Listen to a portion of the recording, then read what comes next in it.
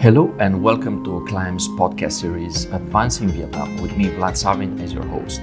In this episode, I'm discussing with Rizwan Khan, managing partner at Acclime Vietnam, about the key role of the CFO for investors and organizations in Vietnam. And we'll try to explain why the CFO function is essential for foreign investors, the challenges they face, and how strategic financial management can drive business success in Vietnam.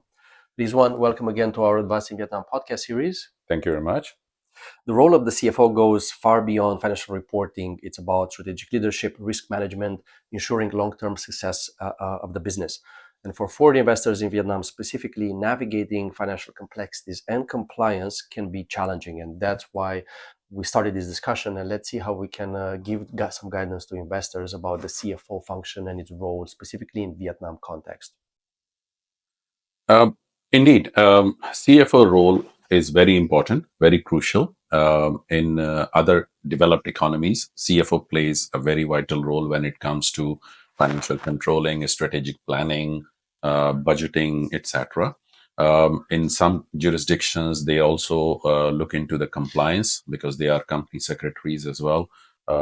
In some other places, they are also CIO, Chief Information Officers, where they ensure that the information and the data that is being collected is processed properly, as well as all the systems are secured, etc. So from that perspective, it's one of the most important C-suite role after the CEO that gives a complete picture of the business as well as the compliance requirements and making sure that the business is running smoothly.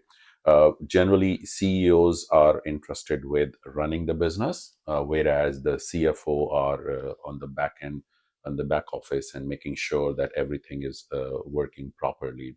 In Vietnamese context, CFO is not very popular for the time being. However, it is gaining more momentum, and then more and more companies, even local companies, they are going to either hire the full-time CFO or they are looking for the CFO services. And one of the interesting things you mentioned about important positions within an organization, the CEO driving the growth, CFO behind the scenes. Well, in the Vietnamese context, the chief accountant actually takes a significant role in that sense from a finance perspective. Can you explain where the role of the chief accountant fits and how the CFO elevates that role and brings added value to an organization, how it complements essentially this chief accountant function? Right. So in Vietnam, there are two statutory positions in every company that must be fulfilled. One is the legal rep and general director. The other one is the chief accountant. So the role of chief accountant is mainly for the accounting and bookkeeping and compliance with tax and certain other filing that must be done by chief accountant. So in a way, chief accountant role is a little bit overlapping when it comes to reporting to authorities with CFO if we compare with the developed economies. However, when it comes to finance, that's and the control and other things, that's where the CFO role is very crucial, because the what accounting is doing is in a way looking backward and giving what happened last month or last year or last quarter, whereas CFO role is more into forward looking as well, not just the taking care of the accounting, but the finance part as well. And also when it comes to merger and acquisition, project expansion, and other areas, that's where CFO role is important because they make the projections, they make the forecast, they make the budget to ensure that the outlook looks positive before jumping into a new investment project or acquiring a company or going into the new product line. So that's where the CFO role starts. So in nutshell, we can say that the chief accountant role is more about looking into the past and making sure present is okay, whereas CFO is looking forward as well as backward in the past as well and making sure that the current time is properly managed in terms of controls, budgeting, and other areas. You're absolutely right. What do you see from your experience with investors in Vietnam? Some of the common financial pitfalls or challenges that investors face, and how would the CFO role address those? There are certain areas. So, if let's say start with the compliance. So, the compliance mostly done by chief accountants. However, there are certain compliance when it comes to cross-border transaction as well as tax optimization. That's where CFO role is very crucial because they are not looking only at the Vietnamese regulation, they are also looking at the headquarter regulation in other jurisdictions as well. Uh, the other thing that's where the CFO role is important is when dealing with banks. And if a company is looking for getting a loan from the bank or they are looking into some financing options, etc. So that's where the CFO role is very important because they do the budgeting, they make the forecast, cash projections that is needed by the bank. Another important aspect is where the companies are going into acquiring a new plant, for example, or going into project or merger and acquisition. That's where CFO important because they are looking into that what are the outcomes in the next 2, 3, 5 years or even 10 years time, as well as what are the requirements and how they can ensure that the interests are protected and the risks are managed in a way that are aligned with the risk appetite of the parent company. You mentioned before some crossover between the CFO, the CIO roles. As this function evolves with technology, with new AI technology and innovation, with big data or large data sets that can be handled in one go through specific processes, the role of the CFO is evolving and is transforming, specifically in the last few years with the advancements in technology.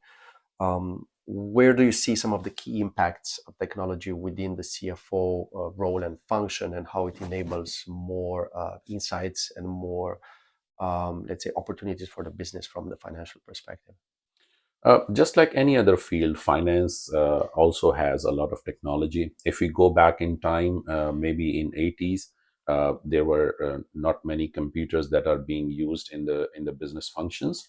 Then came 90s when Excel started coming in, Microsoft Excel and Lotus 123, for example. Then came 2000, and that's where the things start changing.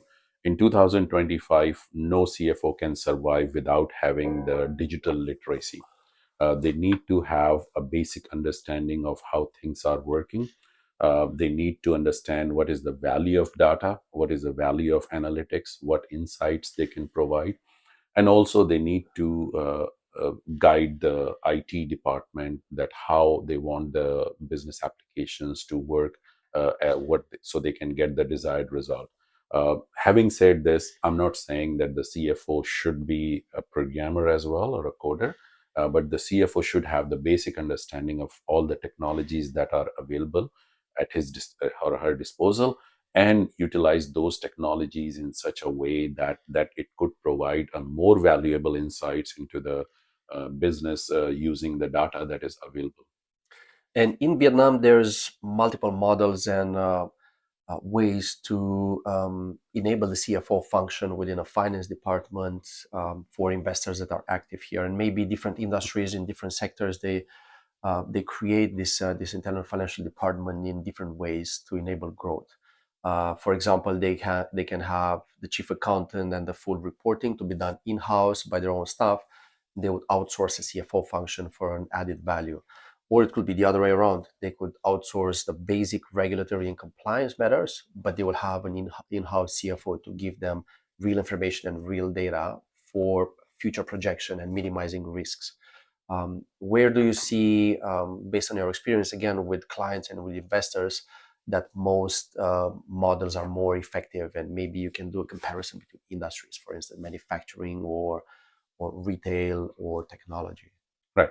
Um, Different industries have different requirement. For example, in manufacturing industry, there is a demand or there is a need for a kind of full-time CFO. And the reason being because there are a lot of production going on, different production runs require reporting at the same time. So until and unless the company is Industry 4.0 compliant, where you may get the real-time reporting, you need to have a CFO which is relatively available all the time. On the other hand, industries such as education or service industry, there the CFO role is probably at the end of the month, where the reporting is being done, and then the management will get the clear picture of what happened and moving forward, what are the requirements. So depending on the industry as well as the size, if there is a manufacturing company that produces, let's say, $1 million worth of material, and the revenues are around 1 or 2 million, then the full-time CFO may be a burden on the company's profit. On the other hand, if the revenues are higher, then it justifies having a full-time CFO. Most important thing is that there must be a CFO function, or a part-time CFO or a virtual CFO who could provide you insights into certain things. So then the management is aware of what is coming to them and how they could prevent it from, if there is anything that they need. For example, they need a certain amount of cash in the coming month, and they are not aware of this, and that would be a big surprise for them to arrange that one. So that's why every company should have a CFO, either a full-time CFO or a virtual CFO, that will act on their behalf to make sure that they are fully aware and the decisions are well informed. Right, right. You mentioned virtual CFO already a few times. Maybe it would make sense to explain a bit what does it really mean? How does it work? And what would be some of the key benefits for companies, either large or small, to have a virtual CFO under the conditions that they're either not able to hire their own staff, or it's not necessarily their key goal within the financial department. They're focusing on something else. So how would this virtual CFO add benefit to a company? How does it work? Um, as I mentioned, that just like CEOs, CFOs go through certain phases in their career. Some CFOs are a strategic CFO. They have very in-depth knowledge of the business, and they can perform very well in different scenario. On the other hand, there are certain CFOs who are operational, so they can do a lot of things, but they may not look into the bigger picture because they do not have the exposure.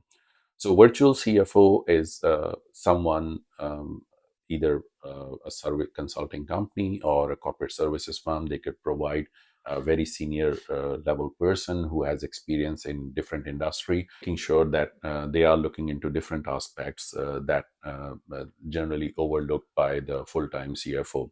Now, one of the major problem or the shortcoming for the full-time CFO is that they are too much working on the operational side, and that sometimes they just overlook on certain matters that should be considered.